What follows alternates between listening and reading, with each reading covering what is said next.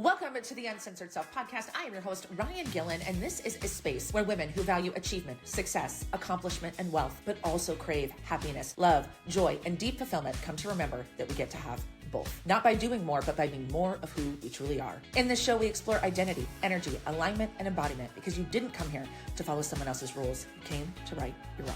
Let's dive in. Hello and welcome back to the show. And I'm going to answer one of your biggest questions. And I know that it is your biggest question because it is the question that I get in some way, shape, or form almost every day from powerful women, smart women, successful women, women that you look at and you think, holy fucking bananas, you are incredible. And she's still asking, how did I get here? How did I get here? And I tell this story often, but I remember having that moment. And it was right after I had Davis. Sitting in my office. I was the director of sales for a digital marketing agency. I had just come back from maternity leave. I had handpicked the furniture for my office. It was my dream job. It was the thing that finally got me off the road. It was $100,000 base salary and another $100,000 commission opportunity, which is more money than I'd ever made in my life. And I remember looking around being like, how did I get here? And I thought it would be different. I thought it would feel different. Like, why don't I feel better about this? And it took me on a journey. I honestly think like that was the first question. That was the first glimmer. That was the first spark that took me on this journey. It's had a lot of twists and turns and really led me directly to universal law and energy work in 2020, 2021. So 2017 is when that happened. 2020 is when I discovered energy work. And it just kind of ebbed and flowed from there. So what I'm going to break down for you in this particular show is how all the different ways that this came apart, right? Because most people don't ask the question that directly, how did I get here? But it's like, I don't understand how this happened, or I don't understand how this relationship fell apart, or I don't understand how I had that one really amazing and incredible year and then the next year was shitty, or I don't understand why all of my relationships end this way, or I don't understand why I'm this way, or I always feel this way. But really the question underneath it is how did I get here? Why am I like this, right? And what you and I both know is that it is not about intelligence, right? It is not about talent or likability, your ability to get what you want. Like I think that every single one of you are 100% capable of achieving every single thing that you set out to do.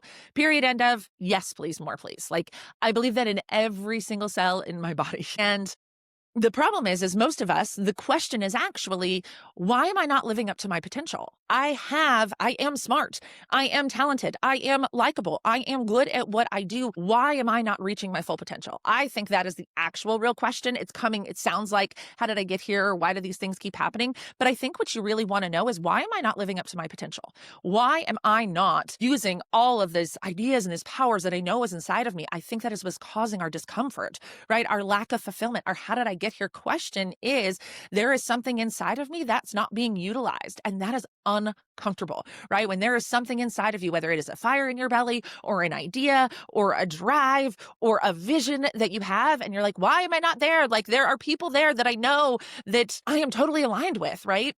Why am I not there? And so I think that's the question we're asking ourselves is, why are we not living up to the potential that we know is inside of us, right? So yeah, and this is something I think has come up for me a lot. Like that was a big part of my question that led me to entrepreneurship, right? That led me to being in that corner office, right? Where I was like, how did I get here? Like, yeah, it should feel different. It should look different. I have all the things that I said that I wanted to, but like, it still feels like there's something more to do. Like this still doesn't feel like where I'm supposed to be. And that was very much how I was feeling sitting in that office. And I didn't know, I didn't have those words. And so that's why like I'm helping you work through this, because those must be some of the things of like, I used to really enjoy this. Like that was something that was really interesting too, is I really enjoyed my job. I was very good at it and I was very passionate about it. I believed what I was doing. I was well paid. Like I worked around really smart and really cool people. I got to travel for years. Like there was so much about my career that was so positive.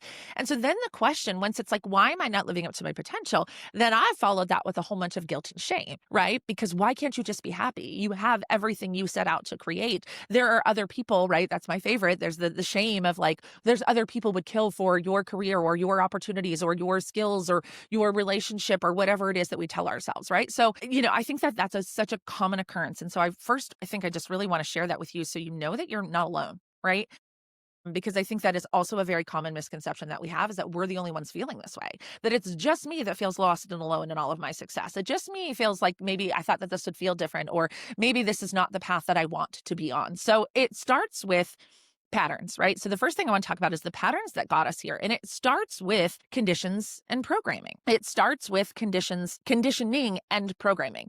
And so conditioning is how we're raised, the home that we are raised in, the community that we are raised in, the state that we are raised in, the country that we are raised in, the industry that we're raised in, the careers that our parents have, where we go to school, right? Like as children, we're just observing the world, right? And as we observe the world, we start to take on ideas and beliefs, right? But most of them come from societal conditioning, unless you had just really enlightened parents, right?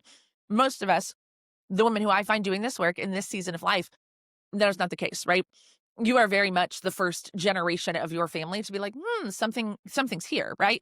So it starts with just the basics of just life conditioning, right? But then for you and I, and when I say you and I mean successful women who chose career or business or ambition as kind of our path in life, is then when we chose that, we then took on another identity and another set of rules, right? This is what it looks like. Like if you chose entrepreneurship, these are the rules of entrepreneurship. Most businesses fail. Women-owned businesses make a fraction of what male-owned businesses make, right? Like it's really hard. You have to do this. If you don't do this, right? There's all of these rules in business that then get put onto you. So you're like, okay, well, I chose the path of entrepreneurship. So with that came a set of conditions, a set of rules that the world told us, mainstream media, mainstream education, all the different ways, however you learned, right? And all of us learned different. That's also why all of us have different experiences. So your conditioning was, when I chose entrepreneurship, what were the stories that you heard, right? If you chose real estate, what were the stories that you heard? For me, what I know from real estate agents, having never been in real estate, is that real estate is hard and that it is a thankless job. People don't respect you. They don't see the value in it. They don't want to pay your commission. Most of them think you're just a glorified door opener. And, like that's the conditioning. That's the story that comes along with it. So when you chose real estate as your career, you also picked up that story. And so you're literally just living out the programming and the story because nobody has told you that there's another option, right? Nobody has explained to you, and it's possible nobody in your life knew or now knows that, hey, you don't have to accept that just because that's somebody else's conditioning or just because that's somebody else's programming, that it doesn't have to be yours, that we each get to choose our experience of the world. So some people do choose. Like I have a client in particular who is a partner in a law firm, right? She chose law. So there was a whole lot of rules and regulations that came along with a law career. The amount of hours that she was going to be expected to work, what it would look like if she had a family, how she would become partner, right? There's all these rules. And quite literally what she's doing is breaking those rules, which I really love. But it was like she literally, the reason, again, she was in so much discomfort when she and I started working together is because she was trying to fit inside the rules when she realized, wait, I want to create my own rules. And that's really, what I'm saying here is the conditioning of the industry, that there is no other way. If I want to be successful in this career that I've chosen, this is what's available. That's what I mean by a program, by somebody else's set of rules. And so when we learn to play the energy game and we start really playing with our masculine and feminine energy, we have to be willing to step away from those rules. We have to be willing to see those rules as merely somebody else's experience that are not required to be mine. And how do we know this to be true? Because that was my biggest question. And I know it's yours because you're fucking smart as shit. And you're like, prove it, right? Prove it. Because you look around, and while the vast majority of people are experiencing the programmed experience of real estate agent, entrepreneur, corporate leader, business owner, whatever it is that you do, right? Content creator, don't care, right? The majority of people are experiencing that. But there are outliers. There are people that are experiencing something completely different, right? On the higher end, meaning, or let's say on the more beneficial, more advantageous end, right? So there's like real estate's really hard. But then I know somebody, I had a client who real estate has not been hard for her at all. She's killing it and has been killing it from day one. She has not that it's not challenging and she's not learning new things, but as far as like business development and making money as a realtor, boom, out of nowhere, you're number one, fucking crushing it, right? And so we now know that just because other people say that it takes a long time to be successful in real estate, if we have proof that one other person can do what it is that we desire to do without having to follow that program or without having to follow those rules, it means it's available to everybody, right? Think of this in entrepreneur land, right? There's some people that say, you have to have this type of business. If you don't have a scalable product, your business won't be successful. And you see people everywhere who don't have scalable, by the definition of scalable products, who have thriving businesses. So if there is just one outlier to the program, that is our permission. That is your open door. That is your invitation for, ooh, if somebody else can figure this out, so can I, right? So how we got here was through the conditioning and programming. How we get out is we realize that that is not actually true. We don't have to accept those things, that we can change them, and that we are the ones who are constantly validating them by continuing to tell the story. Such an important part of this, okay? Because, and a lot of what we're taught, as well as our conditioning and programming, is then also business in general. So we're talking about business and careers, things like that, right? What the world has taught us is valued as career, as women in careers and businesses, right? We have been taught that business production, achievement, output, proving is valuable. And what's really cool for us as women is that we are extremely adaptable, right? We are extremely adaptable. It's a mechanism that we have to keep us safe. Because remember, physically, physiologically, biologically, we are smaller than males, right? Females are smaller, biologically smaller than males. And so at our animal core, right, we are, we need a provider protector to keep us safe. And so that is, and so we're very malleable because we feel like we need to be kept safe, right? We can adapt in ways that make us feel safe. So when the world says, I value productivity, I value output, I value hard work, as women, we go, yay, we can do this. We know how to do this. We could do this. And so we do it, and we've done it so beautifully, right? But the world celebrates it. Like, it celebrates working a bajillion hours. It celebrates doing shit you hate. It celebrates suffering. So now you're out in the world and you've chosen this career thing and you've got the programming of this. And now the world is telling you that the value is in your output. And so you're like, okay, cool. I want to be valuable. I want to be helpful. I want to be good. And now all of a sudden we're constantly thinking about our output. Constantly thinking about our output isn't enough, right? So what most people have been doing, how you got here, was that you have not been creating intentionally. You have just been taking these programs and letting them run. And that is what happens when we don't own our role as creator. So you have just been following the path that was laid out for whatever career path you chose based on all of those outside programs. If you have not done this work, right? If you're not playing the energy game regularly, if you have not been introduced to this work, or haven't taken a deep dive in this work, the reason why your life looks the way that it looks is because you have not been consciously creating, right? You have not been consciously creating. You've just been following the steps. And you're excellent at following the steps because you're very adaptable, because you're very good at, okay, how do I keep myself safe? I have to be valuable, My safety is in my value, and my value, the world says, values in hard work and hustle and sacrifice and suffering. I can do that, right? So then why do we stay here? That's the first question. How do we get here, right? But why do we stay here? And I think we stay here because we're always measuring against where we think we should be. We are always measuring against where we think we should be, right? So now we're going to invite universal law into the conversation, right? Universal law being, I talk a lot about law of gender, law of attraction, law of vibration, right? Law of polarity, law of rhythm. These are all universal laws that govern the universe, right? So we're inviting universal law into this conversation at this point in the game, right? So what most of us do is we chase, because again, that is what we're taught, is to go chase the goal, chase the corner office, chase the money, chase the house, chase the cars, chase the body, chase looking younger and younger and younger and younger. What we chase runs away, right? We are always running towards a gap. We are always behind. There's always more we could do. There's always more we could achieve. There's always somebody doing more than us. There's always more opportunities that we could say yes to. There's always more content we can create, more people we can talk to, more hours that we can put in. And so we constantly feel like we're not enough. We constantly feel like we're coming from behind. And when it comes to the law of attraction, the energy of coming from behind is an energy of lack. It's an energy of chasing. It's an energy of I don't have it. So if you're coming from an energy of lack and of chasing and I don't have it, the only thing you can get back is an exact match to that. That is why we stay here. Because we're like, I hate this. Why does this keep happening? I hate this. Why does this keep happening? I hate this. Why am I here? Why am I stuck here? Why do I feel like I'm on this hamster wheel? Why do I feel like I'm on this treadmill? Why is this so hard? Why is everything so heavy? Why am I working so hard, but the results aren't getting any better? And you're asking these questions over and over and over again. But what you don't realize is you're asking them from a place of lack, from a place of victim consciousness, quite frankly. You haven't owned your identity as creator. You haven't invited universal law into the conversation. And that's really what I'm going to ask you to do here, right? And I think that this is victim consciousness is something that I don't really talk about a lot, but it was something I worked with a lot with my mentor. And I imagine it's probably going to get pulled into my work. But victim consciousness literally just means that we believe that life is happening to us instead of through us. Right? Victim consciousness says, life is happening to me. That shitty deal happened to me. That bad relationship happened to me. The extra 50 pounds happened to me. I had no control. I didn't know. Let me tell you how bad my circumstances are. Let me tell you all the things, right? That's what we call victim consciousness is I had no role here. I don't know where this shit show came from, but I had nothing to do with it. That is victim consciousness, right? And it is one that is very strongly promoted in our world, right? Like we're always like, well, they didn't have any choice. That was just the hand they were dealt. And that feels normal because that's what's talked about. But we all have access to universal law. We all have access to technology, to information, to all of these things. We're not actually victims. Life is happening through us. It's happening through us. We are the ones choosing what slice of life we want to see based on our thoughts, feelings, and actions, right?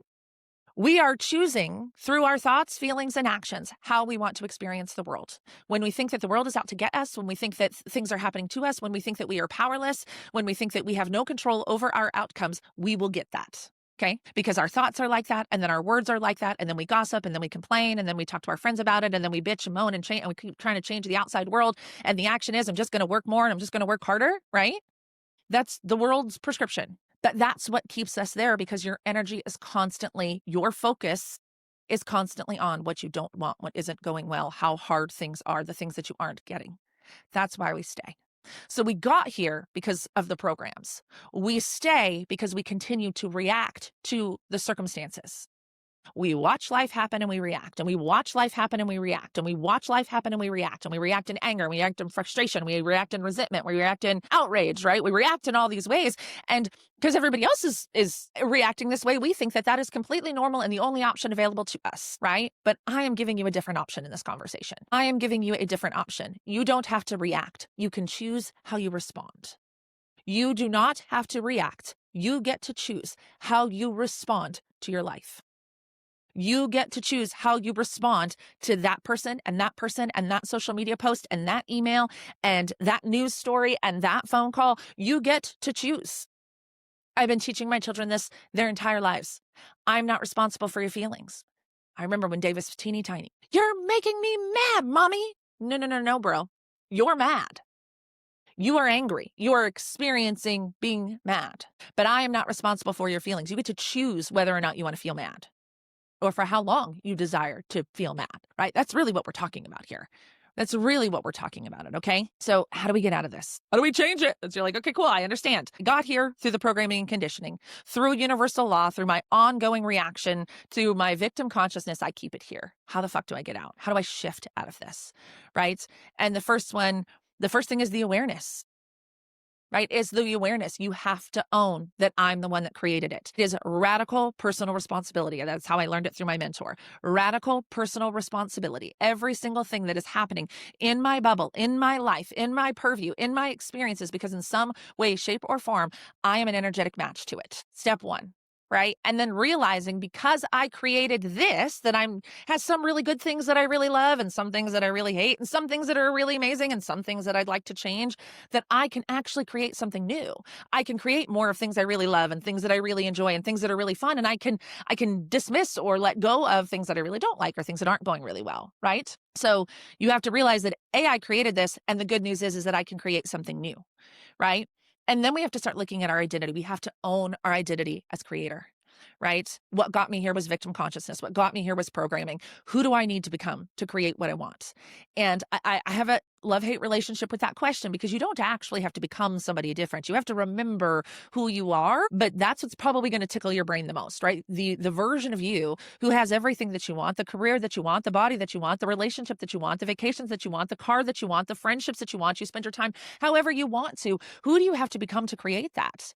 Who do you have to become? And I truly believe that none of the desires are on our heart, that there is no desire on your heart that's not meant for you. Right? And what I mean by that is if you want it, if it's on your heart, it is because you are capable of bringing it to life. Right? So who you need to be is you need to remember that you have all the power inside of you. That's the work. Right? You also have to say that if it doesn't change, I'm choosing it. Like that level of responsibility is so important here.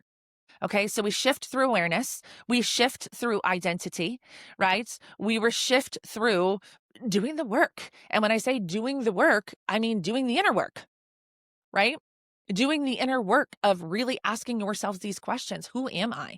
Right? I have a program called the Uncensored Self-Discovery, and it is literally answers the questions, who am I when I'm not being who the world taught me who to be? It talks about my identity. It talks about the power of the present moment. It talks about, the actual creation equation and how we bring things into our reality. It talks about feminine energy. It talks about, where do we leak our power? But this is such an important conversation, but this is the baseline of how we got here. And now you have a choice. Are you going to change it, or are you going to keep choosing it? And I deliver this. I can feel the energy in my body right now of like this somewhat like, gosh, I wish I could just reach through the AirPods or wherever you're listening to this and just like let you feel what I feel. Because what I feel is this, just like there's so much available to you when you break up with the identities and the stories and the bullshit and the rules and other people's expectations and the taken on identity, right? If I hear one more person telling me, I'm just a people pleaser. No, you're not. You are actually not a people pleaser. You hate people pleasing. So you are a person who chooses to prioritize other people's needs over your own, right? So I won't get on that soapbox for you today, but how do we shift is first we have to be aware that there's something available to us, right? Invite universal law into the conversation. Start studying yourself, studying your habits, notice things, right? For me, it was like the thing that brought me to this work was I have a pattern. I now see a pattern of I achieve what I set out to achieve and it doesn't make me happy. I set out to achieve that corner office and it did not make me happy. I set out to achieve $1 million business and it did not make me happy, right? I set out to achieve, get married and have kids and my marriage didn't work out for me, right? Like at some point in time, the common denominator became me. If everything is falling apart around you all of the time, the common denominator is you. And I deliver that with as much love as I possibly can, because I wish somebody would have been a little bit more forceful with me. Like the first step in the process is realizing that you're the one that created it. And the second step of the process is that you're the only one who can fix it. And the power is so already inside of you. You have everything that you need. Period. You are as talented and have as much potential as that you think that you do. That potential that you're feeling, that dissatisfaction that you're feeling, that is your sign. That is your, sometimes we pray for signs. Like I tell my clients all the time, the dissatisfaction, the lack of alignment, the chaos is your sign. When you are on the right path, when you are doing what you were supposed to be doing, when you are tuned in, tapped in, turned on, and living your best fucking life, those things don't exist, at least for not any long period of time, right? Life's still life's. But the chaos and the drama and the things falling apart and the constant dissatisfaction that's happening all the time, those are all signs of dissatisfaction, of lack of alignment. Because when you are aligned, it gets to be easy. It gets to be fun. It gets to be, you get interesting and passionate, and you feel like you have more choices. And it's so good. It's so good. And that is what I wish I could reach through my AirPods and tell you, that there is so much available to you when you own who the fuck you are. There is so much available to you when you realize that you don't have to follow anybody else's rules. There is so much power available to you when you realize that you are the one. You're the one. You're the only one that can fix it. You're the only one who can change it. And you have so much more control than you think you do. You think your control is in the action, but your control is in your energy. Thanks so much for tuning in to the Uncensored Self podcast. If this conversation cracked something open for you, trust that that's the work. And share this episode with a woman in your life who's ready to stop performing and start creating. And if you haven't already, hit subscribe, leave a review. It helps this message reach the women who need it most. Remember, you're the creator. The rules are yours. And your uncensored self, she already knows what to do. Keep leading, keep listening, keep becoming.